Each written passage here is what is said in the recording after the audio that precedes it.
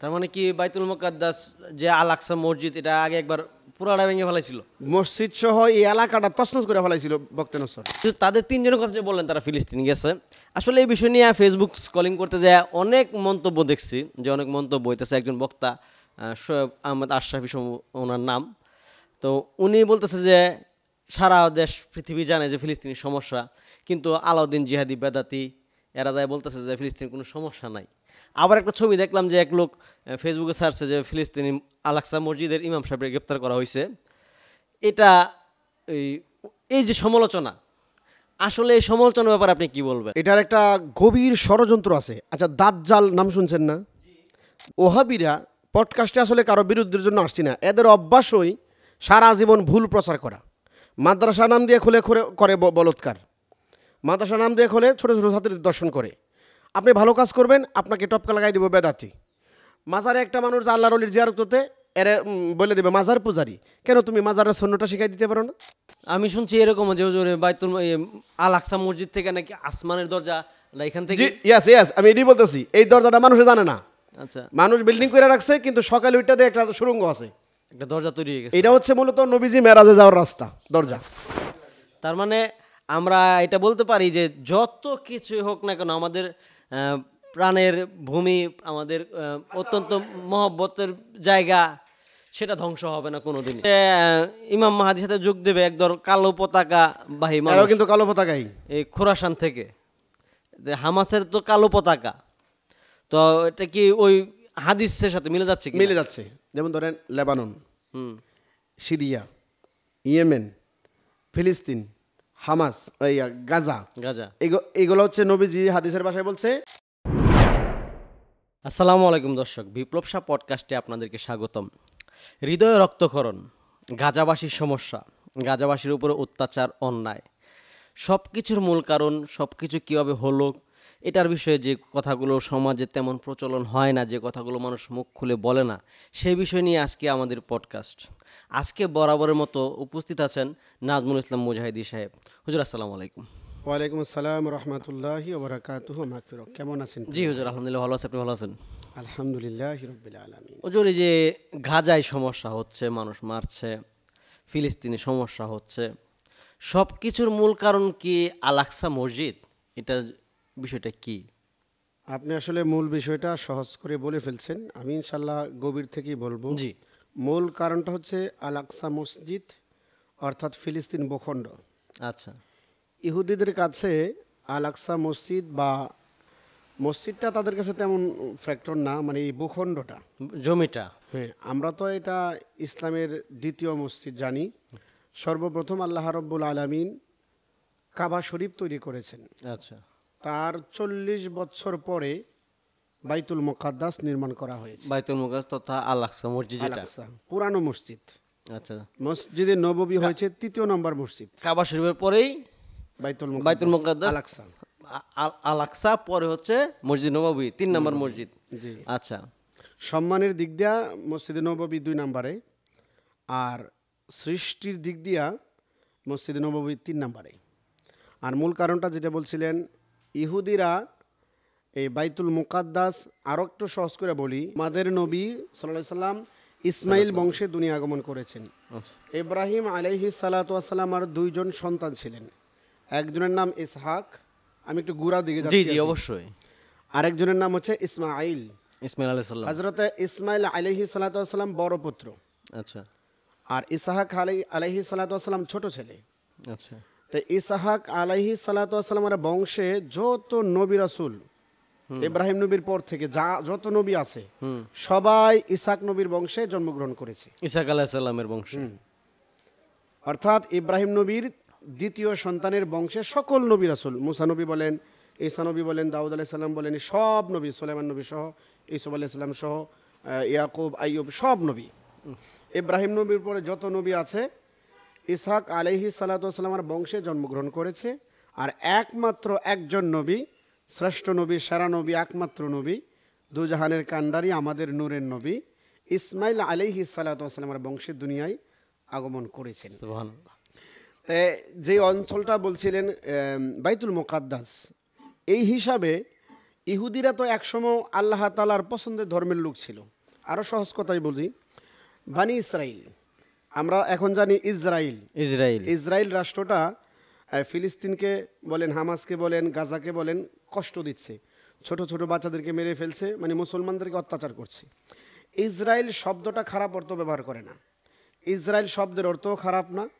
একসময় ইসরায়েলের মানুষ এবং ইসরায়েল সহ আল্লাহ তাআলার পছন্দের ছিলেন, ইসরায়েলের মানুষ কি আল্লাহ তাআলার পছন্দের ছিলেন একসময়। এক সময়। এখনও ইসরায়েল নামটা তো খারাপ অর্থে ব্যবহার করা হয় না। ইসরায়েল মানে হচ্ছে আব্দুল্লাহ, মানে আল্লাহর বান্দা। আচ্ছা আচ্ছা। ইসরায়েল শব্দের অর্থ আল্লাহর আল্লাহর বান্দা। বান্দা। আর ইসরায়েল নামটা কোত্থেকে আসছে আমরা একটু গভীরে প্রাচীনে চলে যাই। জি জি। ইয়াকুব আলাইহি সালাতু ওয়াসসালাম ইসহাক আলাইহি সালাতু ওয়াসসালামের সন্তান, হযরতে ইয়াকুব আলাইহিস সালাম। ইয়াকুব আলাইহিস সালাম। ইয়াকুব আলাইহি সালাতু ওয়াসসালামের ছিলেন 12 সন্তান। জি।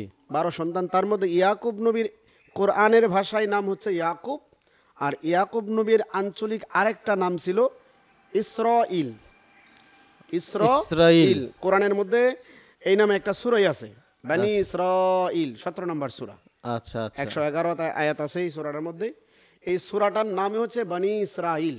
আচ্ছা। বানি শব্দের অর্থ সন্তান, ইসরাইল মানে হচ্ছে ব্যক্তি, ব্যক্তিটাকে হযরত ইয়াকুব আলাইহিস সালাতু ওয়াস সালামের নাম ইসরাইল, আর ওনার সন্তান হচ্ছে আরো যে 12 সন্তান আছে এদের বংশধর, এদেরকে বলা হয় বনি, যেমন আমরা বলি বনি আদম, অর্থাৎ আদমের সন্তান বংশধর। এর অর্থ হচ্ছে ইসরায়েলের সন্তানগণ। আমরা ইসরায়েল বলি, মূলত হচ্ছে শব্দটা আরবি ভাষায় ইসরাইল, ইসরায়েল না। আচ্ছা আচ্ছা। ইংরেজি আমরা ইসরায়েল বলি, বাংলা ইসরায়েল বোরকাত আরবিতে লাগাই বলি। অন্যরকম। মূলত হচ্ছে ইসরাইল, এইভাবে শব্দটা মূল আরবিটা। তো ইসরায়েল শব্দের অর্থ হচ্ছে, একটা অর্থ হচ্ছে আল্লাহর বান্দা, আর ব্যক্তি হিসাবে ধরলে ইয়াকুব নবীর অপর নাম ইসরাইল। আচ্ছা। আশা করি বুঝতে পেরেছেন। জি জি। যেহেতু ইয়াকুব আলাইহিস সালাতু ওয়াস সালামের নাম ইসরাইল, তাহলে অবশ্যই ইয়াকুব নবী আল্লাহর একজন নবী, জি, সম্মানিত। এখানে নামের সাথে কোনো যায় আসে না, নাম ভালো। এই ইহুদিরাও ভালো ছিল একসময়। আরেকটা কথা, ইয়াহুদ, ইহুদি শব্দটা কোরআনে কিন্তু বহুবার এসেছে। ইহুদি তারা হলো কেন? কোরআনুল কারীম আপনাদের দোয়ায় আমি অসংখ্যবার তরজমা সহকারে, তাফসীর সহকারে খতম দিয়েছি। অনুবাদ না, আলহামদুলিল্লাহ, তাফসীর সহকারে। আমি ইয়াহুদ শব্দের অর্থ যেটা পেয়েছি, ইহুদিরা মুসা আলাইহিস সালাতু ওয়াস সালাম তুর পাহাড়ে আল্লাহর সাথে কথা বলতে আগুন দেখার পর গিয়েছিলেন। 40 দিন 40 রাত্র ওখানে ছিলেন। জি। তখন এই 40 দিনের ব্যবধানে হযরতে ইয়াকুব আলাইহিস সালামের যে সন্তানগুলো আছে, মুসা আলাইহিস সালামের যে বনি ইসরাইলগুলো আছে, এরা সবাই মূর্তি পূজা শুরু করে দিয়েছে। পথভ্রষ্ট হয়ে গেছে। স্বর্ণ রূপা দিয়া তারা গরুর বাছুর বানাইছে। জি। আর ওই গরুর বাছুরে যাইয়া আরেকটা বড় কাহিনী, সামিরি নামক এক ব্যক্তি জাদুঘর ছিল। ওই সামিরি নামক এক ব্যক্তি হযরতে জিব্রাইল আলাইহিস সালাম ঘোড়ার বেশে আসছিল মুসা আলাইহিস সালামের কাছে। আচ্ছা। জিব্রাইল আলাইহিস সালামের পায়ের নিচ থেকে এক মুষ্টি মাটি নিয়ে ওই মাটিটা স্বর্ণের মূর্তির ভিতরে ঢুকাই দিছে গরুর বাছুর। তখন ওই মূর্তি থেকে প্রাণ সৃষ্টি হয়েছে। তখন এটা ভ্যা ভ্যা করে ডাকতো, কোরআনে সরাসরি আছে। আচ্ছা। এই যে 40 দিনের ব্যবধানে তারা আল্লাহর ধর্ম বাদ দিয়া, মুসা আলাইহিস সালামের পছন্দের ধর্ম বাদ দিয়া, মাত্র 40 দিনের ডিফারেন্সে তারা মুশরিক হয়ে গেছে, গরুর বাছুর পূজারী হয়ে গেছে, মূর্তি পূজারী হয়ে গেছে। এরপরে আসার পর মুসা আলাইহিস সালাম, আমি গভীর থেকে এই জন্য বলতেছি, আমরা মূল ইতিহাসটা সবাই জানি না। আমি ইউটিউবে বহুত বয়ান শুনেছি, কিন্তু মৌলিক কথাটি কেউ বলে না। জি জি। ভাষা বলে, এই জন্য কথাগুলো বলে ফেলে, যেহেতু পডকাস্ট খোলামেলা, মানে এর অর্থ হচ্ছে খোলাসা করা। জি।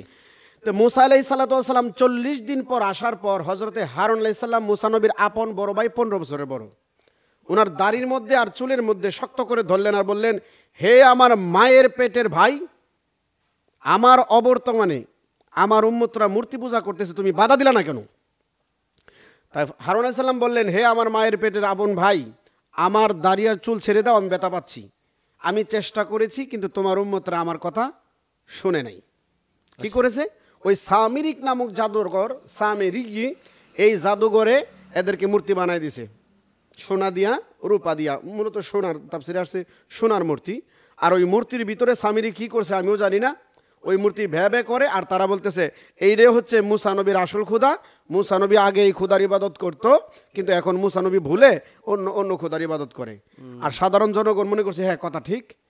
এই জায়গায় আসার পরে মুসা আলাইহিস সালাম বলছে তোমরা শিরক করেছো, তোমাদের শাস্তি হবে। আচ্ছা, শাস্তি কি?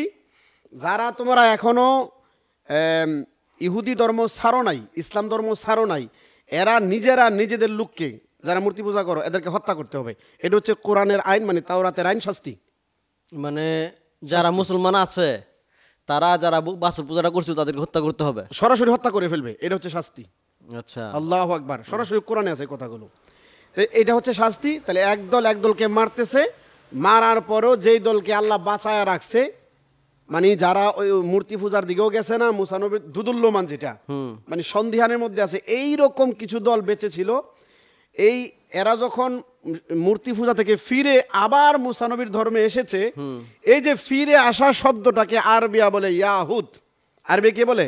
ইয়াহুদ। ইয়াহুদ মানে হচ্ছে আমি ফিরে আসলাম, মানে এটা আরবি শব্দ বলতে পারেন তাওবা।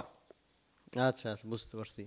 কেনানের ভাষায় এটাকে, মিশরের ভাষায় ইয়াহুদ বলা হইতো, মানে যে অন্যায় কাজ থেকে ফিরে আসে। এটা কোরআনে আছে, ইন্না হুদনা ইলাইক। আল্লাহ বলেন এরা অতঃপর শাস্তির পর এরা আবার ফিরে এসেছে। ইয়াহুদ শব্দটা হচ্ছে ফিরে এসেছে, একটা ব্যাখ্যা। একটা ব্যাখ্যা বাংলায় হচ্ছে তওবাগারী। তওবা, জি জি তওবা। আরেকটা অর্থ হচ্ছে ইয়াকুব আলাইহিস সালাতু ওয়াস সালামের 12 সন্তান।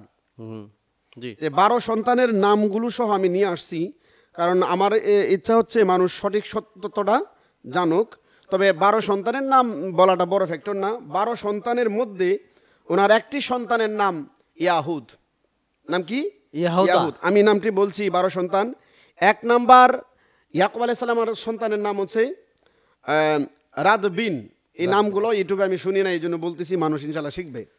1 নম্বরে রাদবিন, 2 নম্বরে শামউন, 3 নম্বরে লাবি, 4 নম্বরে ইয়াহুদা। মূল নামটা কি? ইয়াহুদা। ইয়াহুদা। এরপরে যেহেতু নামটিও বলে দিই, 5 নম্বরে হচ্ছে ওয়াইসহাকা, 6 নম্বরে ফুলবুন, 7 নম্বরে ইউসুফ আলাইহিস সালাম, ইউসুফ আলাইহিস সালাম, 8 নম্বরে বেনিয়ামিন, 9 নম্বরে হচ্ছে লফতানি, 10 নম্বরে জাত, 11 নম্বরে আশিস, আরেকজন আছে 12 নম্বরে বালহার। এই হচ্ছে 12 সন্তান ইউসুফ আলাইহিস সালাতু ওয়াস সালামের। 12 সন্তানের মধ্যে 4 নম্বর সন্তানের নাম হচ্ছে ইয়াহুদ। ইয়াহুদা।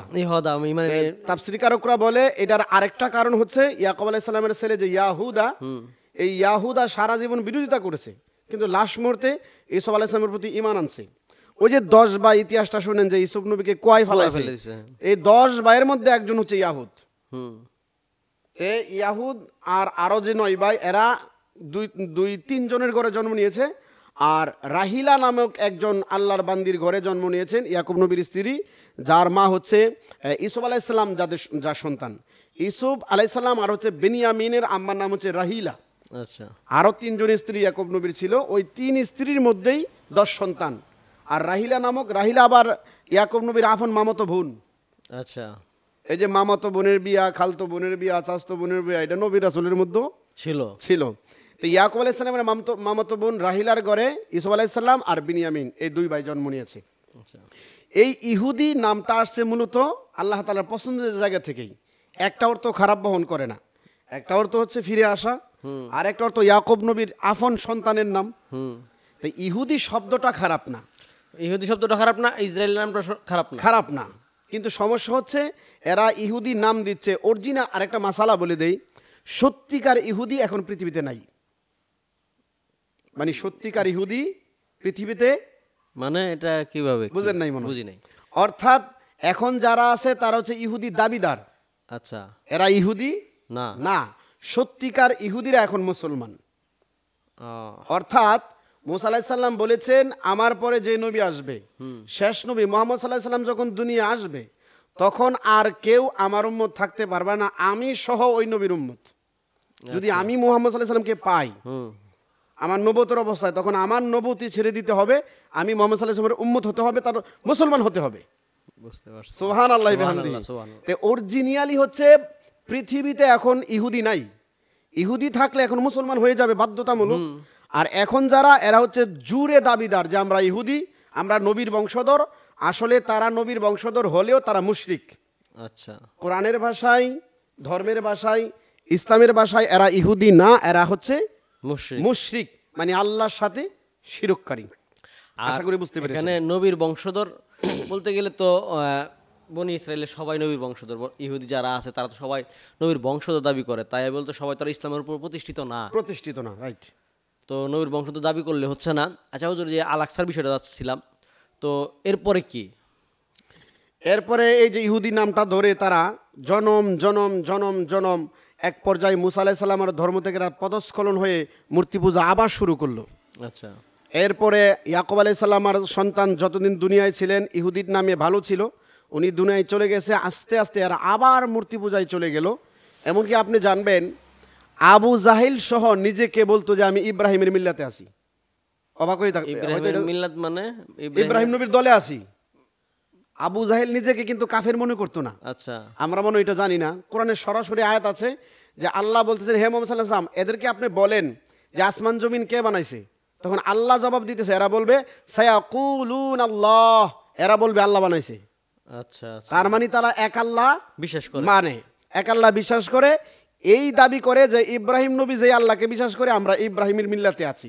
আচ্ছা, কিন্তু ইব্রাহিম নবী মূর্তি ভাঙছে, এরা মূর্তি বানাইছে। বানাইছে, জি। ব্যতিক্রমটা কোন জায়গায়? হ্যাঁ, মানে কথার কাজে মিল নাই।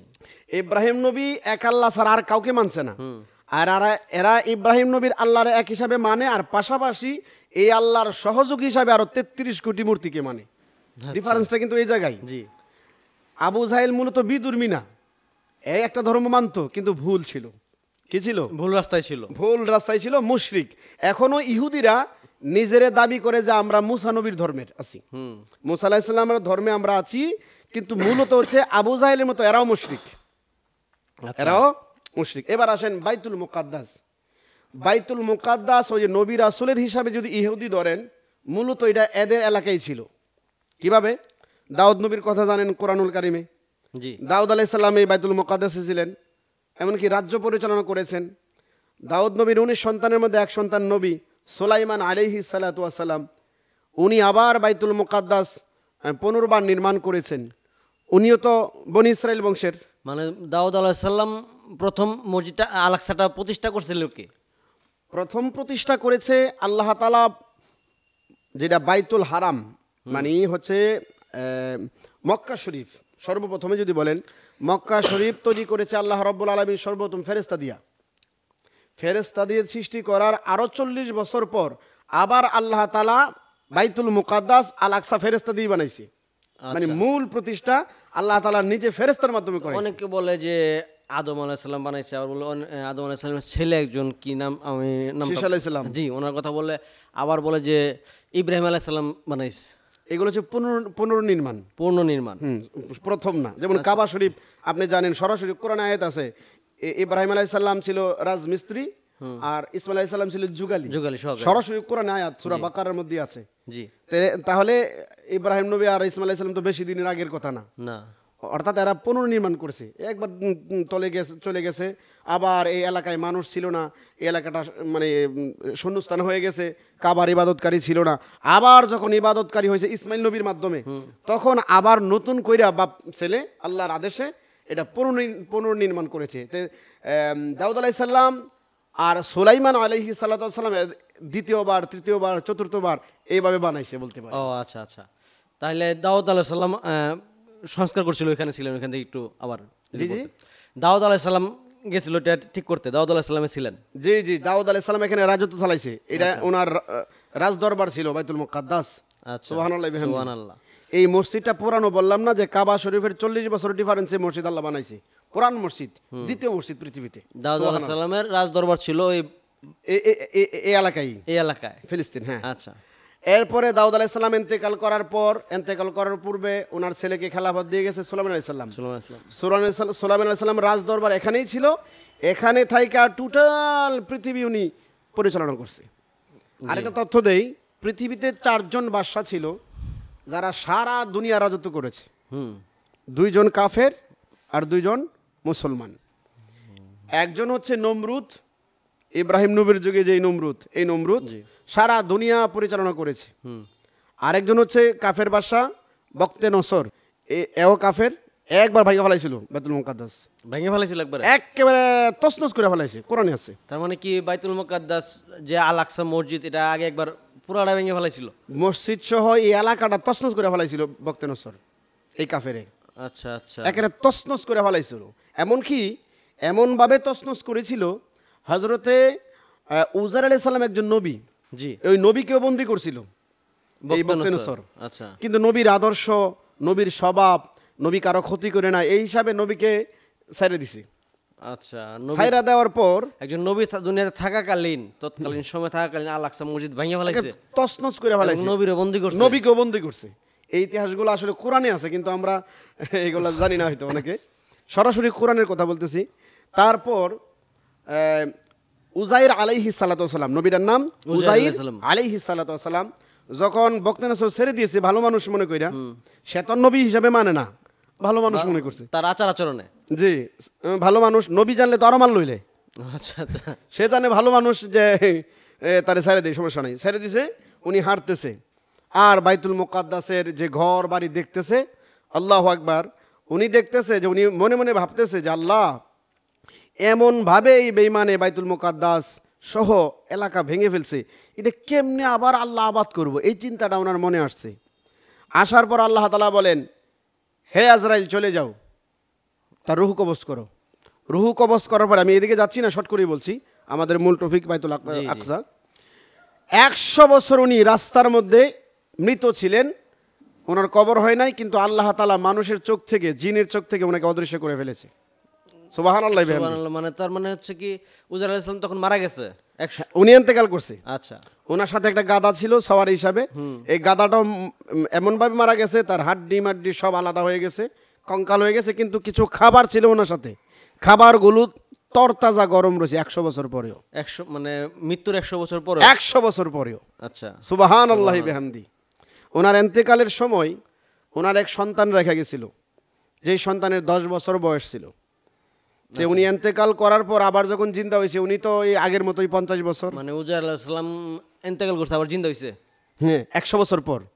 কেন আল্লাহ ইন্তেকাল করাইছে, ওই যে গল্পটা বললাম, ওনার মনে মনে চিন্তা আসলো যে আমরা তো সাধারণ মানুষ, আপনি আমি এর সাথে আরো গর্হিত চিন্তা করি, এটা কেমনে কি করবো, কেমনে করবো, কিন্তু নবী হিসাবে ছোট অন্যায়টা আল্লাহ এটা বড় আকারে দেখে। আচ্ছা। যেমন আমাদের নবী একবার বলছিল ইনশাআল্লাহ, খালি বলছিল না, 14 দিন ওহী বন্ধ ছিল। জি জি। 14 দিন ওহী বন্ধ ছিল, অর্থাৎ নবীরে বোঝাইছে যে আমি আল্লাহ আপনাকে 1 সেকেন্ডের জন্য ভুলি নাই, আপনি আমাকে ভুললেন কেন? আচ্ছা আচ্ছা।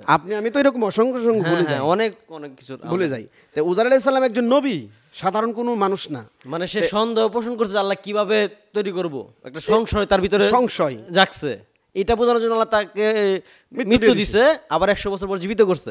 100 বছর পর জিন্দা করার পর উনি দেখতেছে বাইতুল মুকাদ্দাস আবার সুন্দর হয়ে গেছে, ফলে ফুলে আগের চাইতে আরো 30 গুণ বেশি সুন্দর হয়ে গেছে।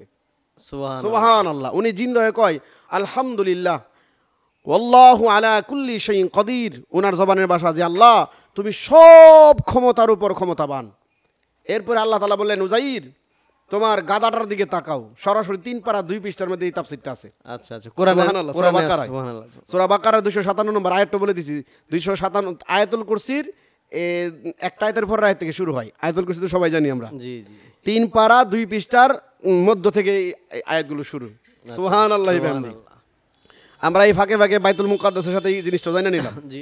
তারপর উজার আলাইহিস সালাতু ওয়াস সালাম বললেন, আল্লাহ বললেন, উজাইর তুমি দেখো তোমার গাদাটা আমি কিভাবে জিন্দা করি। চোখের সামনে হাড্ডিগুলো একত্রিত করার পর শরীরের মধ্যে আপনার হাড্ডিগুলো লেগে গেল, আস্তে আস্তে গোস্ত লেগে গেল, রগ, এরপরে আপনার যেই সবগুলো লেগে গেল, যেভাবে খসে গেছিল ওইভাবে আবার জোড়া হইলো, যে আগের মতোই ওনার চোখের সামনে জিন্দা হয়ে গেছে। বলা যায় ব্যাক ফরওয়ার্ড যেভাবে হয় ওইভাবে। সুবহানাল্লাহি বিহামদি। জি জি, চোখের সামনে জিন্দা হয়ে গেছে। এরপরে উজার আলাইহিস সালামকে আল্লাহ বললেন, তোমার খাবারটা দেখো, আমি আল্লাহ তাআলা গাছের উপরে টাঙায় রাখছি, এখনো গরম।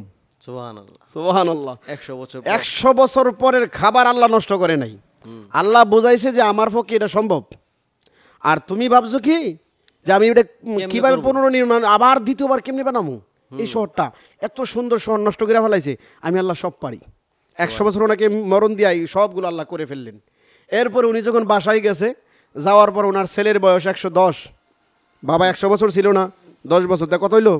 110। 110 আর বাবার বয়স 50। ছোট্ট করে বলতেছি, কথাটা আইসা পড়ছি বিদায়। আচ্ছা। তারপরে বাবার কাছে যায়, কয় এটা কার বাড়ি? উজাইর আলাইহিস সালামের বাড়ি।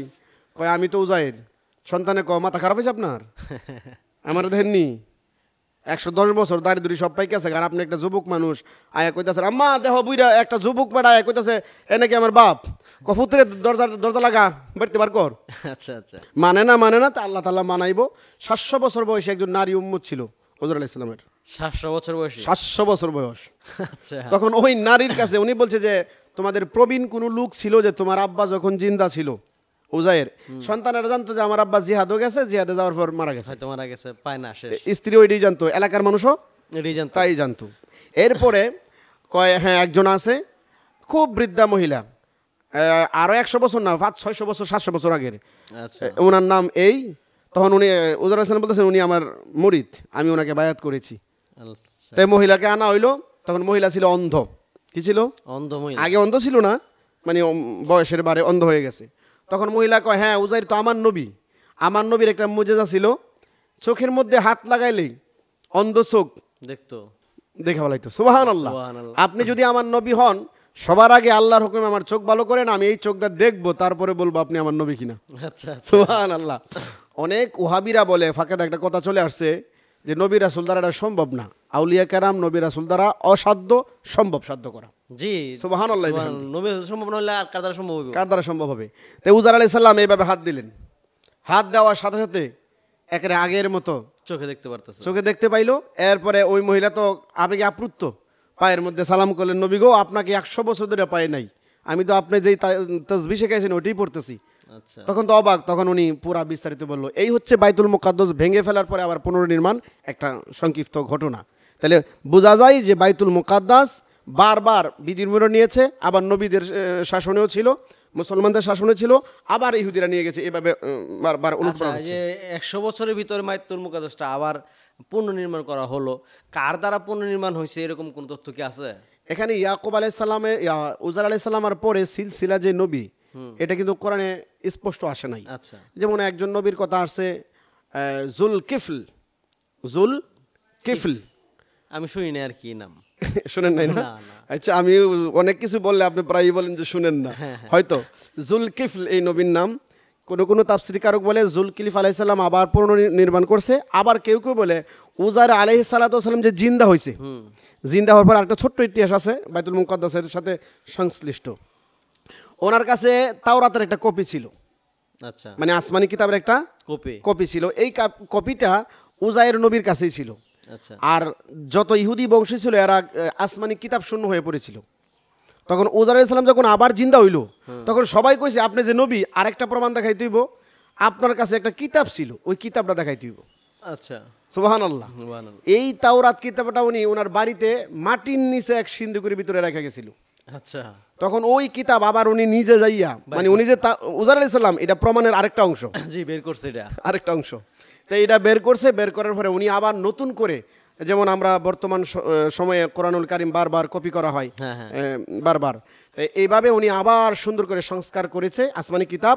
করার পর তাফসীরকারক বলে উনি নিজ দায়িত্বে আবার বাইতুল মুকাদ্দাস ওই বক্তে নসরের অধপতনের পরে উনি আবার পুনর্নির্মাণ করেছে। আচ্ছা, এরকম বর্ণনা, এটা হলো একটা ইতিহাস পাওয়া যায়। আল্লাহ জানে, আল্লাহ আলাম। জি, তখন তো ইতিহাসটা ওইরকম ভাবে লিখিত হয় নাই। জি জি জি। আর এখন যেটুকু আমরা জানি কোরআন হাদিসের আলোকে যতটুকু জানা যায় আর কি। এখন ইহুদিদের যে দাবিটা, যে এটা তাদের মসজিদুল আল আকসা তাদের, মুসলমানদের দাবি এটা মুসলমানদের, খ্রিস্টানদেরও দাবি এটা খ্রিস্টানদের। আসলে এটা এই খ্রিস্টানরা কেন দাবি করে আর ইহুদিরা কেন দাবি করে? এখানে প্রবলেমটা হচ্ছে এই যে গাজা, আমরা গাজা একটা উপত্যকার নাম, একটা পাহাড়ি এলাকার নাম, একেবারে আপনার গাজা ফিলিস্তিন, আপনি বলতে পারেন আপনার গ্রাম আর পার্শ্ববর্তী গ্রাম, এইভাবেই কিন্তু মানে একই দেশ, একটা আমরা বলতে পারি একটা বিভাগ কিংবা একটা জেলা। বিভাগ না, একই জেলা বলতে পারেন, শুধু ডিভাইডেড। আপনি বলতেছেন এই অংশটা আমার, আর আমি বলতেছি এই অংশটা আমার, আরো সহজে বোঝাই। এখনো যারা ফিলিস্তিন যায়, আরো সহজে বোঝার জন্য বলি, যেমন আমাদের 3 জন বীর সৈনিক ফিলিস্তিন গিয়েছে, মুফতি আলাউদ্দিন জিয়াদি সাহেব, আর হাসানুর রহমান হুসাইনি সাহেব, আর গোলাম রব্বানী কাসিমি সাহেব। এখানে আরেকটা কথা বলি, হাসানুর রহমান হুসাইনি সম্পর্কে আমার খুব খারাপ ধারণা ছিল আগে। আচ্ছা, ওইটা না বলি মিডিয়ার মধ্যে কয়েকটা কারণে, কিন্তু মানুষের আসলে খারাপ গুণের তুলনায় যখন বেশি ভালো গুণ থাকে তখন ভালোটাই আলোচনা করা উচিত। জি জি, আমি এই মুহূর্তে রানিং বলতেছি, আমার অন্তর থেকে বলতেছি, ওনার প্রতি আমার ভালোবাসা কেননা যে শুধু শুধু বাড়তেছে। আচ্ছা আচ্ছা, আলাউদ্দিন জিহাদি ভাইয়ের প্রতি একটু রাগ ছিল, আপনি জানেন, এখানে ভিডিও বানাইছিলাম, জি। উনি আমার প্রতি রাগ। তা আমি আপনারা দুজনের কাছে ক্ষমা চাই, আলাউদ্দিন জিহাদি আর হাসানুর রহমান হুসাইনি, আপনারা আমার সিনিয়রই, ক্ষমা চাচ্ছি, ক্ষমা করে দেবেন। রাগেরও কারণ ছিল, কারণটা ডিলিট করে দিলাম। আপনাদের যে ভালো ভালো কাজ আল্লাহ আপনাদের দ্বারা করাচ্ছে, এই ভালোর জায়গায় মন্দ কাজগুলো নগণ্য। আর আমি অন্তর থেকে দোয়া করি আল্লাহ আপনাকেও ক্ষমা করে দেখ।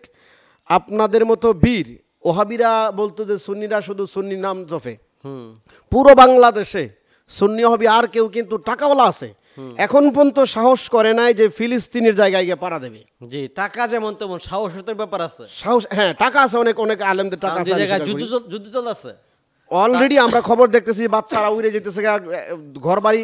এমন একটা টাইমে আলাউদ্দিন জিহাদি, ওনার নামের পিছনে জিহাদি, নকশেবন্দির নামের পিছনে মুজাদ্দিদি জিহাদি, গোলাম রব্বানী কাসিমের পিছনে জিহাদি যৌক্তিক। তাদের তিনজনের কথা যে বললেন তারা ফিলিস্তিন গেছে, আসলে এই বিষয় নিয়ে ফেসবুক স্ক্রলিং করতে যায় অনেক মন্তব্য দেখছি, যে অনেক মন্তব্য হইতেছে। একজন বক্তা শোয়েব আহমেদ আশরাফি ওনার নাম, তো উনি বলতেছে যে সারা দেশ পৃথিবী জানে যে ফিলিস্তিনের সমস্যা, কিন্তু আলাউদ্দিন জিহাদি বেদাতি এরা যায় বলতেছে যে ফিলিস্তিনের কোনো সমস্যা নাই। আবার একটা ছবি দেখলাম যে এক লোক ফেসবুকে সার্চে যে ফিলিস্তিনি আল-আকসা মসজিদের ইমাম সাহেবকে গ্রেপ্তার করা হয়েছে। এটা এই যে সমালোচনা, আসলে এই সমালোচনার ব্যাপারে আপনি কি বলবেন? এটার একটা গভীর ষড়যন্ত্র আছে। আচ্ছা, দাজ্জাল নাম শুনছেন না? জি। দাজ্জাল ব্যক্তি হিসাবে এখনো আমাদের কাছে কিন্তু প্রকাশিত না, না, কিন্তু একটা তথ্য দেই, দাজ্জালের কর্মকাণ্ড অলরেডি মানে চলমান, একদম চলমান। এমনকি আমাদের এখানেও উপস্থিত দাজ্জালের কর্মকাণ্ড। আমরা দাজ্জালকে হয়তো দেখতে দেখতে আমাদের আরও 14 বছর মারা যাবে। দাজ্জালের কর্মকাণ্ড কিন্তু রসুলের যুগ থেকে চলতেছে। এই যে দাজ্জালের একটা প্রচারণা হচ্ছে, দাজ্জালের 1 নাম্বার ধোঁকা হচ্ছে দাজ্জাল যে আপনার কাছে চলে আসছে আপনি জানতেন না। হাজার হাজার লাখ লাখ মানুষকে জাহান্নামী বানাবে, এরপরও বুঝবে না যে দাজ্জাল আসছে, খালি অপেক্ষা করবেন যে দাজ্জাল আসবে। খেয়াল করবেন, এই যেই হুজুররা বলতেছে যে এরা পিকনিক করতে গেছে, তা আমি একটা সহজ উত্তর দিই, কোরআন হাদিসের উত্তরটা একটু পরে দিচ্ছি। আশরাফি সাহেব, আপনি একটু পিকনিক করতে যান, আমরা দেখতে চাই। ভাইজান কি বলেন? পিকনিক করতে আপনি, আমার মনে হয় না যে এখন সাহস ধরবে যে পিকনিক করতে ফিলিস্তিন যাওয়ার জন্য। আমি এই কথাটাই বলতেছি যে ভাই, 1 নাম্বার উত্তর হচ্ছে এই মুহূর্তে আপনার প্রশ্নের জবাবের, যে 1 নাম্বার কথা হচ্ছে আশরাফি সাহেব যারা বলতেছেন যে পিকনিক করতে, এই মুহূর্তে আপনারা পিকনিক করতেই যান, আমরা আপনাদেরকে ফোকাস করব। নাম্বার 1। দ্বিতীয় নাম্বারে আলাউদ্দিন জিহাদি আর হাসানুর রহমান হুসাইনি নকশেবন্দি আর গোলাম রব্বানী কাসেমি বাংলাদেশের মধ্যে, টোটাল বাংলাদেশে, তাহির একটা আলাদা পার্সন, ওইটাকে আমি এখানে গোলাচ্ছি না। আচ্ছা, এই 3 জন ব্যক্তি সরকার পতন হয়েছে, সব পতন হয়েছে, আপনি আলাদা এদের মধ্যে বেশ কম দেখেন না, একই ধারায় আছে। আগে ওহাবির বাচ্চা কইছে, এখন ওহাবির বাচ্চাই কো, জি ঠিক কিনা? জি জি। তাহলে এই যে লোকগুলো, এরা যারা বলতেছে এরা হিংসায়, যে আমরা ওহাবির মধ্যে আমরা খুব নিজেরা খাঁটি হালে সুন্নাতুল জামাত দাবি করি, আর এদেরকে চুন্নি বলি, এরা দাড়ি রাহনা ই রাহনা, এরা চলে গেছে, এখন তো আমাদের মান সম্মান চলে যাবে, এখন আমরা কি করব? একটা টপকা লাগাই দিব, আর এরা পিকনিক করতে গেছে বন্ডের দল। আচ্ছা, নাউজুবিল্লাহ বলেন। এখানে আরেকটা কথা, এদের এই মেসেজ দ্বারা আপনি ভাইজান মুসলমানদের পক্ষে ভালো কথা, এই জন্য কি মিথ্যা ছড়াবেন? না না, আল আকসা, বাইতুল মুকাদ্দাস, মসজিদে হারাম শরীফ মানে কাবা শরীফ, মসজিদে নববী, এই 3টা জায়গা মুসলমানদের হৃদয়ের স্পন্দন। এই 3টা জায়গায় ভালো হইলে আমরা দূর থেকে আনন্দ ফিল করি, আর ওখানে খারাপ হইলে আমরা কিন্তু কষ্ট অনুভব করি। জি জি। তাহলে এই জায়গায় আপনি, আমিও দেখলাম, আমিও দেখছি ভিডিও না পিকচার, আমি পিকচার দেখেছি যে বাইতুল মুকাদ্দাসের যে আপনার মিনারটা আছে এটা ভেঙে ফেলেছে, অথচ এটা তো এআই দিয়ে করছে, এটা আমরা বুঝতে পারছি। কখন বুঝতে পারছি? প্রথম বুঝি নাই না, যখন আলাউদ্দিন জিহাদি নকশবন্দি কাসিমি লাইভ করছে এবং ছবি ছাড়ছে, এরা হাত উঁচু করে ছবি ধরে, তখন আমরা বুঝতে পারছি যে না, ওটা তো অক্ষত আছে, সুবহানাল্লাহ, ওটা তো সমস্যা নাই। এটা এআই দিয়ে করছে, এটা আমরা পরে বুঝতে পারছি, কিন্তু প্রথম কিন্তু আমাদের যে অবস্থার সাথে যে এদের পুশগুলো, আর আপনি জানেন ওহাবিরা পডকাস্টে আসলে কারো বিরুদ্ধের জন্য আসছি না, এদের অভ্যাসই সারা জীবন ভুল প্রচার করা। মাদ্রাসা নাম দিয়ে করে বলৎকার, মাদ্রাসা নাম দিয়ে খোলে ছোটো ছোটো ছাত্রীদের দর্শন করে। আপনি ভালো কাজ করবেন, আপনাকে টপকা লাগাই দিব বেদাতি। মাজারে একটা মানুষ যে আল্লাহর ওলির জিয়ারত করতে এরা বলে দেবে মাজার পূজারি, কেন তুমি মাজারের সুন্নতটা শিখাই দিতে পারো না? এরা কোনোদিন ভালোটা দেখবে না। তো এর অর্থ প্রমাণ করে কোরআনে বারবার আমি পড়ে দেখি, একটা আয়াত বলি, বিসমিল্লাহির রহমানির রহিম, আল্লাযীনা ইসতামিউনাল কাওলা ফায়াত্তাবিউনা আহসানা। আল্লাহ বলেন তোমরা কথাগুলো শোনো, শোনার পরে ভালো কথাগুলো যেগুলো তোমার কাছে অতি উত্তম মনে হয় আমল করো, আর যেগুলো মন্দ মনে হয় এগুলো সমালোচনা করবে না, এগুলো নিয়ে আলোচনাই করবে না। আচ্ছা, তাহলে আল্লাহর কোরআন বলতেছে আমি পজিটিভ থিঙ্কিংয়ে থাকতে হবে। তা আপনি বলেন তো আহলে সুন্নাতুল জামাতের লোকেরা আমল কম করুক আর বেশি করুক, সব সময় কিন্তু পজিটিভ থিঙ্কিংয়ের উপর আছে। আজকে আমরা দেখলাম যে মাস ফর ঢাকা হচ্ছে ফিলিস্তিনিদের পক্ষে। এখানে দেখা গেছে সবাই কিন্তু হুজুর না, হাজার হাজার লোক, বাংলাদেশের একটা ইতিহাস হয়েছে, সবাই কিন্তু হুজুর না, কারো মুখে দাড়ি নাই, কারো মুখে টুপি নাই, আবার কারো মুখে টুপি আছে, প্রতিবাদ তো জানাচ্ছে তারা। আবার কিছু লোক আমরা দেখেছি যে বলছে প্রতিবাদ জানায় কি হইব, টিটকারি মারে, এখানে বাংলাদেশের বই থেকে আজ কি হইব? আপনি আমাকে একটা কথা মনে করে দিয়েছেন, এটা মনে ছিল না, ভালো হয়েছে মনে করছেন। জামশেদ মজুমদার কোনো সময় ঘরের বাজার .com এর প্রতিষ্ঠাতা। একটা মাসালা আমরা জেনে নেই, একটা মাসালা জানতে হবে। কোনো সময় মানুষের নাম উল্লেখ করা ফরজ হয়ে যায় চিহ্নিত করার জন্য। যেমন কোরআনে আবুল আহাব নামটা কিন্তু আল্লাহ উল্লেখ করেছে, যদিও আবু জাহেল নামটা সরাসরি উল্লেখ নাই, তার আলোচনা আছে, কিন্তু আবুল আহাব নামটা সরাসরি উল্লেখ আছে। ফেরাউন ব্যক্তির নাম উল্লেখ, এটা তো আপনিও জানেন। জি। হামান, কারণ এগুলো নাম উল্লেখ। তার মানে হচ্ছে বিশেষ ব্যক্তি, এদেরকে আল্লাহ চিনাই দিয়েছে যারা মানে একেবারে ইন্টারন্যাশনাল পর্যায়ে ডাকাত, ইমান ধ্বংস করার ডাকাত। তো এই জন্য বলতেছি জামশেদ মজুমদার কথা বলার সময় আমার মনে হয় জান্নাতুল ফেরদাউস থেকে ফেরেশতা হিসেবে আসছে। জি, খুব মানে কথা বলার ইমোশনাল ভঙ্গি বা কথা বলার স্টাইল ভালো। কিন্তু সে এমন একটা সময় কোনো সময় যুক্তিকতা খাটে না ভাই। আল্লাহর নবী সাল্লাল্লাহু আলাইহি সাল্লাম, আরেকটা ইতিহাস বলি, যখন নবীজি মদিনা গেলেন, মদিনায় তখন যুদ্ধ হলো খননের যুদ্ধ, অর্থাৎ মদিনার শহরের চতুর্পাশে সালমান ফার্সি রাদিয়াল্লাহু তাআলা আনহুর পরামর্শে নবীজি খনন করছে, খন্দকের যুদ্ধ যেটাকে বলা হয়, খন্দকের যুদ্ধ, মাটি খনন করছে পুরা শহরের চতুর্দিক দিয়ে হেফাজত করার জন্য। ওই খন্দকের যুদ্ধের সময় 4 ওয়াক্ত নামাজ নবীজি কাজা করেছে। আর এই আলোচনা কোথায় আছে এও বলে দেয়, অনেকে বলবে যে দলিল কোথায় বললো, নবীজি নামাজ কাজা করছে। হ্যাঁ, এই আলোচনাগুলো কোথায় আছে দেখেন, সূরা আনফাল 8 নম্বর সূরা আনফালে আলোচনার মধ্যে আনফালে এই আলোচনাগুলো আছে। আচ্ছা, চিন্তা করেন, তাফসীরের মধ্যে আলোচনাগুলো আছে। নবীজি নামাজে দাঁড়াইছেন, আল্লাহ বলেন জিবরাইলকে বলো, জিবরাইল গিয়ে বলে ইয়া রাসূলুল্লাহ, আল্লাহ আমারে পাঠাইছে, আপনি এখন নামাজ বন্ধ করুন, নামাজ পরে পড়া যাবে, যুদ্ধ করেন। আচ্ছা, এরপরে রক্ত আসলে নবী আবার নামাজে দাঁড়াবে, জিবরাইল আয়েশা বলে আল্লাহ বলছে যুদ্ধ করেন, এখন নামাজ পড়বেন না, পরে পড়বেন। 4 ওয়াক্ত নামাজ একত্রিত করে এশার নামাজের পরে সব একসাথে পড়েছে, সুবহানাল্লাহ, কাজা আদায় করছে। এখানে আমরা একটা মাসালা শিখলাম, একটা হচ্ছে যখন আপনার ভূখণ্ড আপনার পক্ষে থাকবে কি থাকবে না বা ছিনিয়ে নেবে, এই সময় মানে যুদ্ধ চলাকালীন নামাজের চাইতে আল্লাহর কাছে যুদ্ধ করা উত্তম এবং আল্লাহর কাছে পছন্দনীয়। আর যুদ্ধের পরে নিরাপদ থাকলে সবচেয়ে ভালো ইবাদত নামাজ। আচ্ছা, এখন আমি জামশেদ মজুমদারকে বলবো, তোমরা তো 30 সেকেন্ড 32 সেকেন্ড ইমোশনাল বক্তব্য দিয়ে মানুষের মন কাড়ো, তোমার কি ভাই ইতিহাসটা জানা নাই যে মুহাম্মদ সাল্লাল্লাহু আলাইহি সাল্লাম যুদ্ধের সময় নামাজ আল্লাহ ছাড়াইছে, সুবহানাল্লাহ। জি, আল্লাহ, তার মানে আল্লাহর কাছে গুরুত্বটা বেশি যুদ্ধের। আল্লাহ ব্যাখ্যা বলছে, রাসূল যদি রাষ্ট্রটা আপনার হাতে চলে আসে নামাজ পড়তে পারবেন, সুবহানাল্লাহ, আরো মানুষ নামাজ পড়তে পারবে। তাহলে এখন আমাদের ফিলিস্তিন প্রাণের ভূমি, কোরআনে বাইতুল মুকাদ্দাস নাম আছে, এই জায়গার নামে সূরা আছে, 17 নম্বর সূরা বনী ইসরাঈলের 1 নম্বর আয়াতে এই বাইতুল মুকাদ্দাসের নাম উল্লেখ করছে। কত দামি মসজিদ, পৃথিবীর 2য় বৃহত্তম ধর্মীয় উপাসনালয়। এই মসজিদ ধ্বংস করে নিয়ে যাচ্ছে, ছোট্ট ছোট্ট শিশুকে হত্যা করছে চোখের সামনে। আমরা নেটা যখন দেখি এগুলা, চোখ দিয়া অশ্রুর পরিবর্তে রক্ত বের হয়, এত খারাপ লাগে। আসলে বক্তব্যমুখী নিজের মধ্যে আর কোনো পাওয়ারলেস থাকে না, মানে পাওয়ারলেস হয়ে যায়। এই সময় আপনি বলতেছেন যে নামাজ নাই, রোজা নাই, তোমাদের দিয়ে আল্লাহ যুদ্ধের মধ্যে বিজয় করাবে না। তা আপনার জানা নাই, এমনও সাহাবীর ইতিহাস আছে যেই দিন মুসলমান হয়েছে এই দিন সে শাহাদাত বরণ করেছে।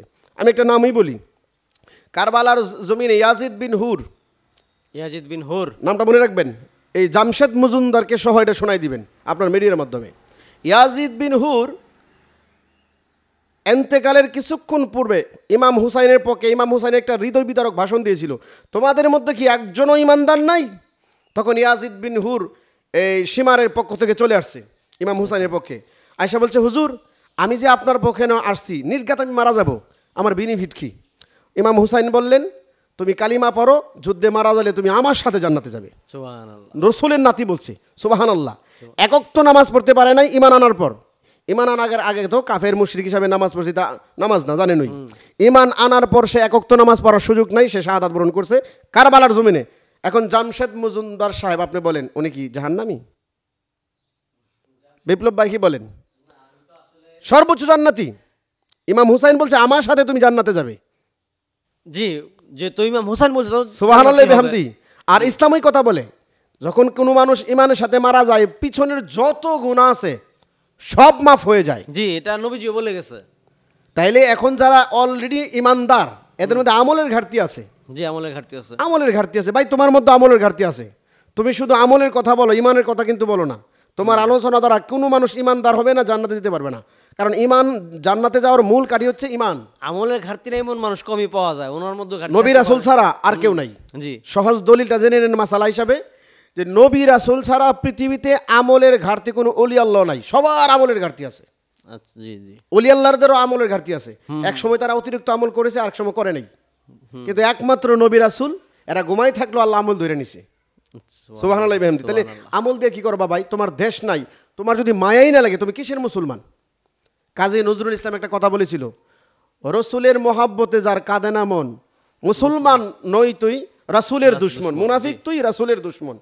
যদি নবীর বিরহে, নবীর দুঃখে না কাঁদে, এই বাইতুল মুকাদ্দাস একজন দুইজন নবী না, আপনি জানেন কিনা জানি না, ৭০,০০০ নবী রাসূলের মাজার শরীফ বাইতুল মুকাদ্দাসের চতুর্দিকে ছড়িয়ে ছিটিয়ে আছে। জি, আবার ১,৪০,০০০ নবী রাসূল নিয়ে নবীজি নামাজও পড়ছে। সুবহানাল্লাহ বিহামদি।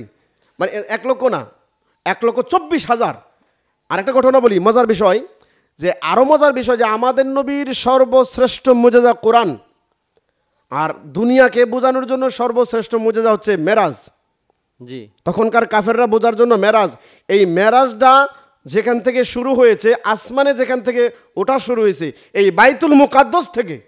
সুবহানাল্লাহ। সুবহানাল্লাহি বিহামদি। এমনকি সকালবেলায় যারা এই মসজিদের নিয়ন্ত্রণাধীন ছিল, এরা দেখছে বাইতুল মুকাদ্দাসের একটা অংশের জায়গা দরজা আছে, এরা নিজেরাও জানে না, কুদরতি দরজা, এই দরজা খোলা। আমি শুনছি এরকম যে হুজুর বাইতুল আল আকসা মসজিদ থেকে নাকি আসমানের দরজা, না এখান থেকে। জি, ইয়েস ইয়েস, আমি এটাই বলতেছি, এই দরজাটা মানুষে জানে না। আচ্ছা, মানুষ বিল্ডিং করে রাখছে, কিন্তু সকালে ওইটাতে একটা সুড়ঙ্গ আছে। একটা দরজা তৈরি হয়ে গেছে। এটা হচ্ছে মূলত নবীজি মেরাজে যাওয়ার রাস্তা, দরজা। সুবহানাল্লাহ। দুনিয়াতেই প্রথম দরজা এই বাইতুল মুকাদ্দাস থেকে। এই জায়গার জন্য যে আপনার হৃদয় না কাঁদে, আমি বলবো আপনার মতো মানুষ আল্লাহর দরকার নাই, ধর্মেরও দরকার নাই। এত নামাজ আল্লাহর প্রয়োজন নাই। নামাজ আল্লাহ গায়ের পোশাক। আপনি আমারা চিনেন, প্রায় সময় আমি বলি, নামাজ আল্লাহ খায় না, জি, রোজা আল্লাহ খায় না। আল্লাহ শুধু দেখে যে আমার কমান্ড বান্দা মানে কিনা। যুদ্ধের সময় ১ নম্বর কমান্ড কি? যুদ্ধ করা। যুদ্ধ করা। যুদ্ধ করা। এমনকি সরাসরি কোরআনে আছে, হাদিসও আছে, যে আকবারুল কাবাইর ৭টা গুনার মধ্যে একটা গুনাহ হচ্ছে যুদ্ধের ময়দান থেকে পলায়ন করা। সারা রাত তাহাজ্জুদ পড়েন, আপনার নাম মুনাফিক। আল্লাহু আকবার বলেন। আল্লাহু আকবার। মানে সারা রাত নামাজ পড়েন, কিন্তু আপনি মুনাফিকের খাতায় জাহান্নামে যেতে হবে যুদ্ধের ময়দান থেকে পলায়ন করলে। তাহলে বিষয়টা এরকম হলো না? জামশেদ মজুমদার তো ইনডাইরেক্টলি মানুষকে যুদ্ধের ময়দান থেকে পলানোর ডাক দিল। জি, এই মুহূর্তে তোমার ওই নেগেটিভ কথা মাথায় আসা উচিত ছিল না। জি, এই মুহূর্তে না। এই মুহূর্তে তুমি অনুপ্রাণিত করতা যে জীবন দিলেই তুমি জান্নাতে যাইবা। এরকম চিন্তা করলে মানুষ জীবন দিত, যুদ্ধ করত। আর এই এই কথাগুলো কখন বলবা?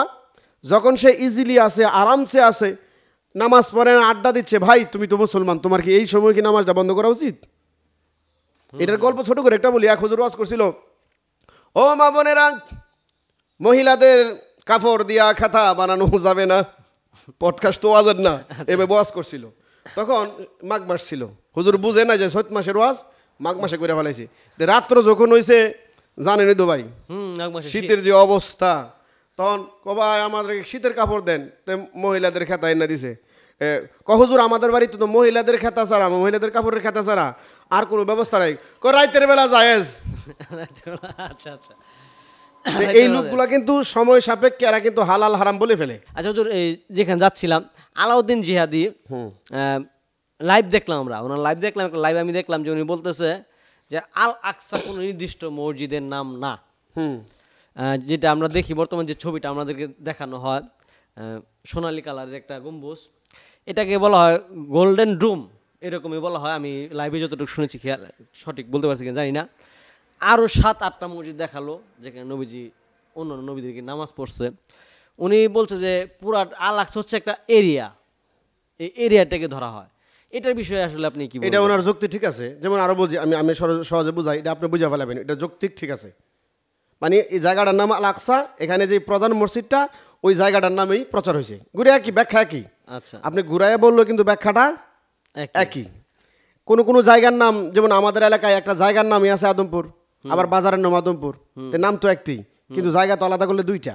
জি। এখানে যদি আলাউদ্দিন জিহাদি যেহেতু দেখছে, আমরা কিতাবে পড়ছি, দেখার আগে হয়তো আলাউদ্দিন জিহাদি এটা কি আলাক্সাই মনে করছে। হ্যাঁ, জানতো এরকমই। আশা করি যে যাওয়ার আগে উনিও আমাদের মতোই ছিল, যেহেতু উনি আইনুল ইয়াকিন চোখ দিয়ে দেখছে, তো ওনার কথা অবশ্যই আমাদের সাথে বেশি শক্তিশালী।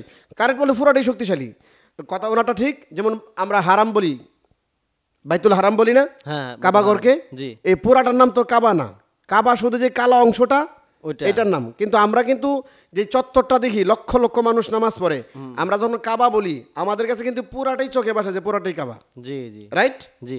তো এখন মূল অংশটা কি, মূল কাবাটা কোনটা? মূল কাবাটা হচ্ছে যে ওই যে কালো যে অংশটা, কালো ঘরটা। গালিচা দিয়ে যে এই ছোট্ট একটা ঘর, এটার ভিতরে নামাজও পড়ে না কেউ, এটার বাহিরে ইব্রাহিম নবীর পায়ের জায়গার মধ্যে ইমামে নামাজ পড়ে, আচ্ছা ঠিক আছে? আচ্ছা। কিন্তু ভিতরে কোনো নামাজ নাই, এই জায়গাটা কাবা বলা হয়, আর আমরা ভাবি পুরাটা এরিয়াই কাবা চোখে বাসে। আচ্ছা, ঠিক এরকম হতে পারে যে আল আকসা হলো জায়গাটার নাম, কিন্তু আমাদের মূলত এই জায়গাটার নাম, আর আমাদের চোখে মসজিদটা বাসে। মসজিদটা বাসে। এটা খারাপ বিষয় না, এটা জাগজুর এই যে বিষয়টা, ওই যে ইহুদিরা কেন দাবি করে বুঝতে পারলাম, কারণ ইহুদিরা বলতেছে যে তারা তাদের বংশ পরম্পরা আসছে।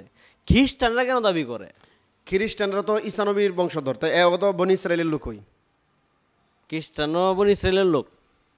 আরো সহজে বোঝাই, খ্রিস্ট শব্দটা আসছে মূলত ইংলিশ থেকে। এরা মূলত হচ্ছে ঈসা আলাইহিস সালামের অনুসারী। আচ্ছা, কোন নবীর অনুসারী? ঈসা আলাইহিস ঈসা নবীর অনুসারী। আর ঈসা নবীর অনুসারীদেরকে বর্তমান দুনিয়াতে খ্রিস্টান হিসাবে মানুষে জানে। চিনে থাকে, অথবা এরা নিজেরাই নিজেদেরকে খ্রিস্টান হিসাবে পরিচয় করে দেয় পৃথিবীতে। তো মূলত এরাও মুশরিক, যারা ইহুদি দাবিদার, ইহুদিরাও মুশরিক। অরিজিনাল খ্রিস্টানও পৃথিবীতে নাই, অরিজিনাল ইহুদিও নাই, তারা সবাই মুশরিক মূলত। আচ্ছা, আমরা যে হিন্দু বলি এটা কোনো ধর্ম নাই, তাও মুশরিক, ঠিক আছে? ইসলাম ছাড়া মূলত কোনো ধর্ম নাই, যতগুলো আছে মানুষের বানানো, মানুষে ডাকতেছে। এই যে ইয়াহুদ কোনো ধর্মের নাম ছিল না, ইয়াহুদ মানে তওবা করা, তে কোন দিকে একটা দল ছিল, দল থেকে একটা ধর্ম হয়ে গেছে। একটা ব্যক্তির নাম ছিল ইয়াহুদ, তে ব্যক্তির নাম ছিল ইয়াহুদ, এর থেকে মানুষ এই একটা দলের নাম বানাইছে। যেমন একটা জায়গার নাম আমরা আল আকসা, আমরা মসজিদ হিসাবে জানি আল আকসা, এমনই হতে পারে। তাহলে ইহুদি খ্রিস্টান মূলত একই বিষয়, নামটা আলাদা। যেমন মুসা নবীর উম্মতদেরকে আমরা ইহুদি জানি, আর ঈসা নবীর উম্মতদেরকে আমরা খ্রিস্টান জানি। তাই ঈসা নবী যেই অনুসারী, মুসা নবী একই অনুসারী, আসমানি কিতাবের অনুসারী। তবে একটু ডিফারেন্ট হচ্ছে, মুসা নবীর নিজস্ব কিতাব ছিল, আবার ঈসা আলাইহিস সালামের নিজস্ব কিতাব পাওয়ার কারণে একটা আলাদা নাম হয়েছে। আচ্ছা, মূলত কাজ ধর্ম একই। ধর্ম মূলত ইসলাম। আমরা একটা মূল জিনিস জানি, আদম নবী থেকে আমাদের নবী পর্যন্ত ধর্ম কিন্তু ইসলাম। আমাদের নবী কিন্তু নতুন ধর্ম নিয়ে আসে নাই, ওই ধর্মটাকে আবার নবায়ন করেছে, চাঙ্গা করেছে, জিন্দা করেছে। যেই ধর্মটা আল্লাহ আদম নবীরে দিয়েছিল, লা ইলাহা ইল্লাল্লাহ, আদম ও সফিউল্লাহ, বদলাইছে শুধু মুহাম্মাদুর রাসূলুল্লাহ সাল্লাল্লাহু আলাইহি ওয়াসাল্লাম। নবী যেহেতু রাসালাত নিয়ে আসছে, একই ধর্ম। তাহলে যে কথাটা বলছিলাম যে খ্রিস্টানরাও দাবি করে আমাদের, মূলত এরা খালতো ভাই স্বাস্থ্য ভাইয়ের মতোই, এরা ইহুদি আর খ্রিস্টান একই, শুধু নামে আলাদা। এই ইহুদি, খ্রিস্টান, মুসলমান সবাই এই আল আকসা মসজিদের দাবিদার, ইয়েস। তো এই আল আকসা মসজিদের দাবিদার, যে আল আকসা মসজিদ তো ঈসা আলাইহিস সালাম ফেরেশতাদের কাঁধের উপর ভর করে নেমে আসবে। জি জি জি।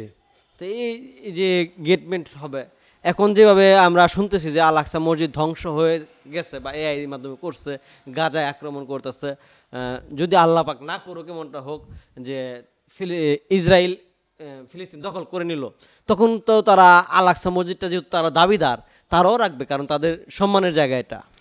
তারা আল আকসা ভাঙবে না, জি, এটা সত্য কথা। এরা আল আকসা ভাঙে না, এরা হচ্ছে চাইতেছে যে ফিলিস্তিনটা আমাদের ভূখণ্ডের নামে, মানে ইসরায়েল নাম হয়ে যাক, মানে একটা দেশ তাদের হয়ে গেল। যেমন আমাদের ইন্ডিয়া কিছু কিছু আমাদের বাংলাদেশের জায়গায় এদের নামে নিয়ে গেছে। এই যেমন একটা কলকাতা, এটা কিন্তু এক সময় বাংলাদেশ ছিল, এটা হয়তো আপনি জানেন। জি জি, এই যে বাংলা, এখনো বাংলা কথা চলে, কলকাতা, তো এটা কিন্তু এখন আমাদের বাংলাদেশের আন্ডারে নাই। পূর্ব পাকিস্তান অনেকগুলোই বাংলা ছিল। তো এমনভাবে এরা চাচ্ছে এদের ক্ষমতা দিয়া যে ফিলিস্তিনটা বাইতুল মুকাদ্দাস মানে পুরা ফিলিস্তিন বলেন ইসরায়েল বলেন মূল ভূমি তো মসজিদটা যেখানে আছে, মসজিদটা যেখানে আছে, সুবহানাল্লাহ বিহামদি। সুবহানাল্লাহ। যেমন পুরা আরব দেশ আমাদের কাছে দামি কেন? মক্কা কাবার জন্য। কাবার জন্য। পুরা মদিনা দামি কেন? রসুলের রোজার জন্য। রোজার জন্য। সুবহানাল্লাহ বিহামদি। সুবহানাল্লাহ। তো এদেরও মূল বিশ্বাস হচ্ছে যে আমাদের পূর্বপুরুষ নবী রাসূলগণ বাড়িঘর এটা আমাদের মাতৃভূমি, আমরা এটা নেব। আর আমরা এখনো ইহুদি, এরা মুসলমান হয়ে গেছে, মানে এরা বলতেছে আমরা বিধর্মী আছি। এখন যারা যুদ্ধ করতেছে এরা ভাবতেছে মোহাম্মদ সাল্লাল্লাহু আলাইহি সাল্লামের যারা অনুসারী এরা বিধর্মী, আর আমরা ওই অরিজিনাল বংশসূত্রে এখন ইহুদি আছি, এই জায়গার মালিক আমরা, পিতৃপুরুষরা এটার মধ্যে ছিল। আর ইহুদিদের প্রাণের দাবি এটাই যে আমাদের জায়গায় আমাদের পূর্বপুরুষদের জায়গায় আমরা থাকবো না কেন, মুসলমান কেন থাকবে? কিন্তু এরা ভুল ধারণায় আছে। তাদের দৃষ্টিতে তো মুসলমান ভুল পথে আছে, তাদের দৃষ্টিতে আরেকটা কাজ করতেছে, দাজ্জালের যে দাজ্জালপনা, দাজ্জাল কিন্তু ইসরায়েলের সাথে মিলিত হবে। আর অলরেডি আপনি জানেন ব্যাংকের যত ক্ষমতা আছে মূল চাবিকাঠি কিন্তু এই যে সুদের যত ক্ষমতা ইসরায়েল থেকে আদান প্রদান হচ্ছে।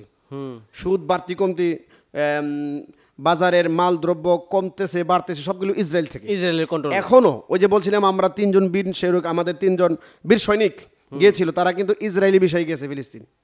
হ্যাঁ, এটা নিয়ে বিতর্ক, এটা নিয়ে বিতর্ক করছে একদল বেয়াদবেরা।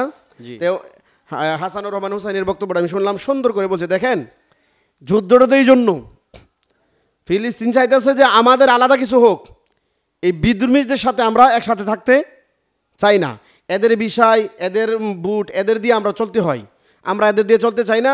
সমাজ আমরা মুসলমান, আমরা চাই আমাদের কিছু হোক, একটা সরকার হোক, আমাদের একটা ভোটার আইডি কার্ড হোক, আমাদের একটা পাসপোর্ট হোক, আমাদের দেশে আসলে ফিলিস্তিনের পাসপোর্ট হোক। ফিলিস্তিনের পাসপোর্ট এটা হচ্ছে না বিদায় তো এরা জীবন। হ্যাঁ, রাসূলের আরেকটা হাদিস বলছে, ওই যে একটু আগে একটা টপিক বলছিলেন আপনি, যে যদি এরা দখলে নিয়ে নেয় তখন তো ঈসা আলাইহিস সালাম আসবে, কোথায় আসবে একটা প্রশ্ন কিন্তু ছিল।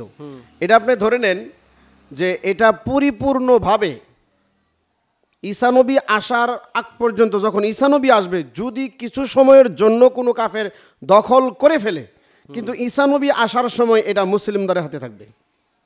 এমনকি তখন তো ইমাম মাহাদি থাকবে। তখন তো ইমাম মাহাদি থাকলেও ইমাম মাহাদি তো তখন প্রকাশ করবে না যে তিনি ইমাম মাহাদি, না, প্রকাশ হবে যখন ঈসা আলাইহিস সালাম আসবে তখন প্রকাশ হবে। অলরেডি ইমাম মাহাদি এই বাইতুল মুকাদ্দাস এই মসজিদে নামাজ পড়াতে যাবে, এমন টাইমে সিঁড়ি এই ছাদের উপর থেকে ঈসা আলাইহিস সালাম নামবে। আচ্ছা, সিঁড়ি দিয়ে নামার পর ইমাম মাহাদি বলবে, হুজুর আপনি একজন নবী, আপনি ইমামতি করেন। তখন ঈসা আলাইহিস সালাম বলবে, আমি নবী হলেও আমি উম্মত হয়ে আসছি দুনিয়ায়, তুমি যেই নবীর উম্মত, এই নবীর উম্মত হয়ে আসছি, এই যুগের জন্য তুমি উপযুক্ত ইমাম, তুমি নামাজ পড়াও। ঈসা নবী তার পিছনে নামাজ পড়বে, কিন্তু ইমাম মাহাদি দাজ্জালকে মারতে পারবে না। ইমাম মাহাদি পুরা বিশ্বকে 7 বছরের ভিতরে পুরা বিশ্ব শাসন করে ফেলাবে, কিন্তু পারবে না শুধু দাজ্জালকে মারতে। ওই দাজ্জালকে বধ করবে ঈসা আলাইহিস সালাম আইসা। সুবহানাল্লাহ বিহামদি। সুবহানাল্লাহ। তখন এটা মুসলমানদের হাতে থাকবে ইনশাআল্লাহ। তার মানে আমরা এটা বলতে পারি যে যত কিছু হোক না কেন আমাদের প্রাণের ভূমি, আমাদের হাতছাড়া হবে না একেবারে, মহব্বতের জায়গা, সেটা ধ্বংস হবে না কোনোদিন ইনশাআল্লাহ। আরেকটা কথা এখানে আছে, সেটা হচ্ছে রসুলের একটা হাদিস বলি এখানে। রসুল বলছেন যে একটা দল থাকবে ফিলিস্তিনে একেবারে মৃত্যুর আগ পর্যন্ত, অল্প কয়জন মানুষ, এদের দ্বারাই আল্লাহ ফিলিস্তিন ভূমি টিকায় রাখবে। মানে কিয়ামতের পূর্বক্ষণে যেই দলটা থাকবে, তা আমার বিশ্বাস বর্তমান যেই দলটা আছে যেমন গাজায় হামাস, জি একসাথেই এই দলটাকে আমার পুরোপুরি বিশ্বাস হয় যে রসুলের হাদিসের সাথে মিলছে। আপনি দেখেন কয়দিন পরে পরে যদি ইসরায়েল হামলা করে বা মুসলমানদের পক্ষে শক্তভাবে দাঁড়ায়, এটা কিন্তু গাজা, জি হামাস যারা গাজার অন্তর্ভুক্ত যে হামাস যোদ্ধারা, এরা কিন্তু দ্বারা আমার চোখে বাসায় রাসূলের ভবিষ্যৎবাণী এই যোদ্ধার দলে যে এদের দ্বারা টিকে থাকবে। বলছিল যে ইমাম মাহাদির সাথে যোগ দেবে একদল কালো পতাকা বাহী মানুষ, এরাও কিন্তু কালো পতাকাই, এই খোরাসান থেকে। হামাসের তো কালো পতাকা, তো এটা কি ওই হাদিসের সাথে মিলে যাচ্ছে? মিলে যাচ্ছে। যেমন ধরেন লেবানন, সিরিয়া, ইয়েমেন, ফিলিস্তিন, হামাস, গাজা, এগুলো হচ্ছে নবীজি হাদিসের ভাষায় বলছে আল্লাহুম্মা বারিক লানা ফি শামিনা, আল্লাহুম্মা বারিক লানা ফি ইয়ামানিনা। এই সবগুলো শামের অন্তর্ভুক্ত। আচ্ছা, আর এই শাম থেকে, শামের ভিতরেই খোরাসান থেকে কালো পতাকা বাহী একদল আসবে, তাদের সাথে যুদ্ধ করে কেউ পারবে না। আর এদের সাথে তোমরা হামাগুড়ি দিয়ে হলেও দাঁতে কামড়ায়া বরফের পাহাড় অতিক্রম করে হলেও এদের সাথে তোমরা মিলিত হবে, কারণ এদের সাথে থাকবে ইমাম মাহাদি আলাইহিস সালাম। সুবহানাল্লাহ। মানে এরা ইমাম মাহাদির দল। এটা বোঝা যেতেছে না বিপ্লব ভাই? জি জি। এরা যে যুদ্ধ করতেছে, এদের কালো পতাকা কিন্তু কালো এদের। হ্যাঁ, পতাকার মধ্যে কিন্তু সোনালী আকার লা ইলাহা ইল্লাল্লাহ মুহাম্মাদুর রাসূলুল্লাহ সাল্লাল্লাহু আলাইহি ওয়াসাল্লাম। হ্যাঁ, কালেমার লেখা আছে। কালিমা লেখা আছে, সুবহানাল্লাহি বিহামদি।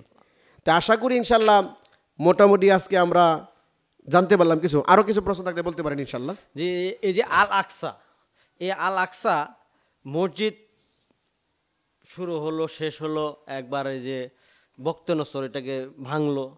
তো এখন তো অনেক মানুষ শহীদ হচ্ছে, অনেক মানুষ মারা যাচ্ছে, অনেক সমস্যা হচ্ছে।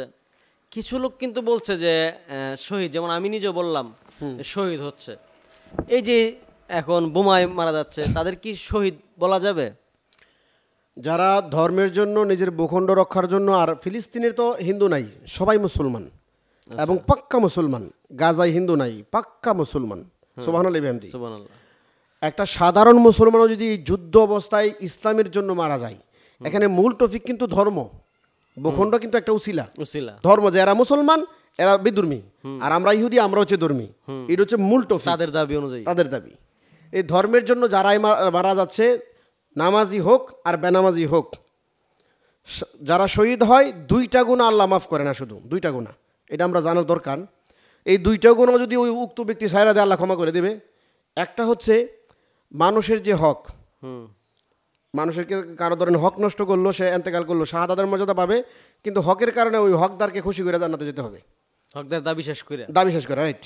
আরেকটা হচ্ছে মানুষের যে আমানত, আমানত যে জমা থাকে। হ্যাঁ, ধরেন আমার কাছে জমা দিলেন আপনি 10 লাখ, 5 লাখ বা 2,000 টাকা, এখন আমি শাহাদাত বরণ করলাম, আমি দিতে পারতাম, কিন্তু দিমু দিচ্ছি করে দেই নাই আর কি। আমি এন্তেকাল করলাম, আমার কোনো ফ্যামিলিরা কেউ দিল না, বা আপনি বলছেন না বা পাইলেন না। এই যে হকটা, এই হকটা আমার শাহাদাতের সব থেকে সব দিয়ে হলেও কেটে যেতে হবে। মূল কথা বান্দার হক যেটা। হ্যাঁ, তবে একটা সুখবর এখানে আছে, যেই বান্দাগুলো জানবে যে লোকটা শাহাদাতের মৃত্যুবরণ করছে কিয়ামতের ময়দানে, তো রাসূল বলছে বেশির অংশ বান্দা তাই আশা করি মাফ করে দিবে। জি, মানে আপনি মাফ করে দেবেন যে সে আল্লাহর রাস্তায় মারা গেছে, এই আশাটা রাখা যায়। জি জি। আল্লাহ মাফ করে দেবে, রাসূল একটা হাদিস এরকম বলছে।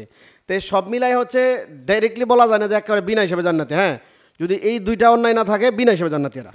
সুবহানাল্লাহ। 1000 গুনাহ থাকে, আল্লাহ ক্ষমা করে দিবে। সুবহানাল্লাহি বিহামদি। তাহলে এই যে অবস্থা এখন, যারা শুধু এরা না, আপনি আমি যদি বাংলাদেশ থেকে, আমি আজকে পডকাস্টের মাধ্যমে বলি, আমি জানি যে বর্তমান সরকার যিনি আছেন উনি আমাদেরকে সুযোগ দেবে না, সুযোগ দেওয়ার সিস্টেমও নাই আসলে। আমরা দেখতেছি না, সিস্টেম থাকলেও দেবে না, আমার মনে হচ্ছে না। আমি ওনাকে দোষী করতেছি না, আমরা যে অবস্থা দেখতেছি, উনি দেশ হয়তো উন্নত করবে ওনার মতো করে। এখন ইন্টারনেট, সিম, সব কিছু দাম বাইরে গেছে। একটা গ্যাস আগে ছিল 850, 700, 800, আমি তো গ্যাস চালাই, আমি জানি। এই গ্যাস এখন 1470 টাকা। জি। ইদানিং শুনলাম 40 টাকা বাড়ার কথা, আরও নাকি বাড়বে, 30 টাকা কমছে। তো এই যে যেই পরিমাণে বাড়তেছে, ওনার দৃষ্টিতে উনি ডেভেলপ করতেছে দেশ, কিন্তু আমাদের মতো যারা সাধারণ মানুষ, এরা কিন্তু একেবারে মাটি চাপা হয়ে যাচ্ছে। জি। তো আমার সাধারণ জ্ঞান দিয়ে, আমি তো সরকার বিরোধী না, সরকারের পক্ষের লোক না, আমি হচ্ছে মূলত সুন্নি মানুষ, সহজ কথা, নবীর দলের মানুষের পাগল বলুক আমার, আমি নবীর পক্ষের। তো আমি যা দেখতেছি আমাদেরকে দেবে না। যদি দেয়, আজকে পডকাস্টের মধ্যে খোলাসা করি, ইনশাল্লাহ মাথার মধ্যে কাফন পরে আমিও যাবো ইনশাল্লাহ ফিলিস্তিনে। কারণ আমি জানি রাস্তায় যদি শাহাদাত বরণ করি, মারা যাই, আল্লাহ শাহাদাতের মৃত্যু দেবে। আপনি ওখানে যেতে পারেন নাই, কিন্তু ঘর থেকে বেরিয়েছেন যে আপনি ওখানে যাবেন, এই সুযোগ দিয়েছে সরকার। আপনি ঢাকায় গিয়ে মারা গেছেন, গর্তে বাহির হয়ে মারা গেছেন, এমনকি ঘরেই আছেন কিন্তু পোশাক পরতেছেন যাওয়ার জন্য, আপনি মারা গেছেন, শাহাদাতের মর্যাদা পাবেন। সুবহানাল্লাহ। তো এই জন্য একটা মুসলমানদের নবী বলছেন, পাক্কা মুসলমান ইমানদার সে ব্যক্তি যে সবসময় শাহাদাতের কাম্য করবে। আরে ভাই, মরণ তো আমাদের এমনিও মরবে। জি, মরতে হবে। আমার প্রায় 36 বছর হয়ে গেছে, আর কয়দিন বাঁচবো ভাই? এখন যে রেগুলার দুনিয়া, যদি আল্লাহ হায়াত দেন আর 36 বছর দিল, 36 বছর, এর চেয়ে বেশি নয়, বেশি ধরলেন আর 10-15 বছর। এখনের যে অবস্থাটা, জি জি, তো এখন এরপর তো মারাই যাব, জি, পায়খানা করে কাফন নষ্ট করে, আর সে ভালো না শাহাদাতের মরণ, আল্লাহর সন্তুষ্টি নিয়ে মৃত্যুবরণ করা। তাহলে এই জন্য বলি, জামশেদ মজুমদার সহ আবার কথাটা চলে আসছে, আমি বাংলাদেশের প্রত্যেক দলের হুজুরদেরকে বলবো, বাইতুল মুকাদ্দাস আমাদের একার না, এখানে সুন্নি হবে ম্যাটার করে না। আপনি লা ইলাহা ইল্লাল্লাহ পড়ছেন, সবার জন্য বাইতুল মুকাদ্দাস প্রিয়, এই জন্য আপনারা এই জায়গাটা থেকে কথা বলবেন যে একটা নামাজি হোক, বেনামাজি হোক, সুদখোর হোক, ঘুষখোর হোক, এর ভিতরে যেন জিহাদের প্রেরণা জাগে এই মুহূর্তে। যে আজকে যে মাস ফর ডাকা চলতেছে, আপনার কথার প্রেক্ষিতে যেটা বললাম যে মাস ফর ডাকায় তো অনেক মানুষ অংশগ্রহণ করছে, এটা কি জিহাদের শামিল হবে?